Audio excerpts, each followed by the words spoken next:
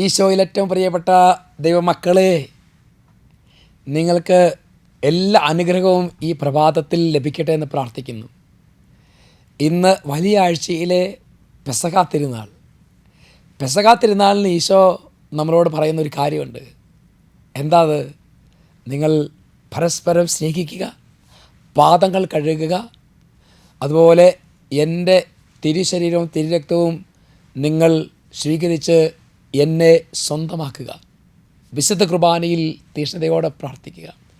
പിന്നെ ഈശോയുടെ ഏറ്റവും വലിയ ആഗ്രഹമാണ് പരസ്പരം ക്ഷമിച്ചും മറന്നും പുറത്തും ജീവിക്കുക. അതാണ് കർത്താവായ ഈശോ മിശിഹാ പാദങ്ങൾ കഴുകിക്കൊണ്ട് നമുക്ക് നൽകിയ സന്ദേശം.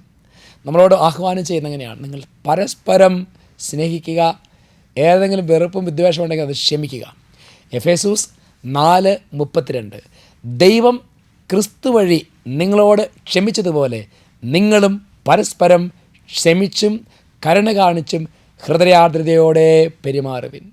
ഹൃദയാർദ്രതയോടെ പെരുമാറണം. സ്നേഹം വഴിഞ്ഞൊഴുകട്ടെ. ഇങ്ങനെ പെരുമാറി കഴിയുമ്പോൾ തന്നെ പ്രിയപ്പെട്ട സഹോദരങ്ങളെ, നമ്മുടെ പലതരത്തിലുള്ള തടസ്സങ്ങളും ബന്ധനങ്ങളും മാറും.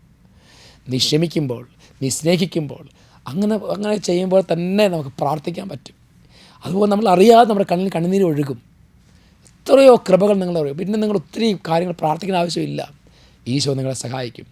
ഈശോയുടെ പരിശുദ്ധ നാമത്തിൽ നമുക്ക് പ്രാർത്ഥിക്കാം. ഈ ദിവസം നിങ്ങൾക്ക് അനുഗ്രഹം നൽകട്ടെ. പെസഹ തിരുനാളിൻ്റെ എല്ലാ മംഗളങ്ങളും നിങ്ങൾക്ക് ആശംസിക്കുന്നു. ഇപ്പോഴും എപ്പോഴും എന്നേക്കും. ആമേൻ.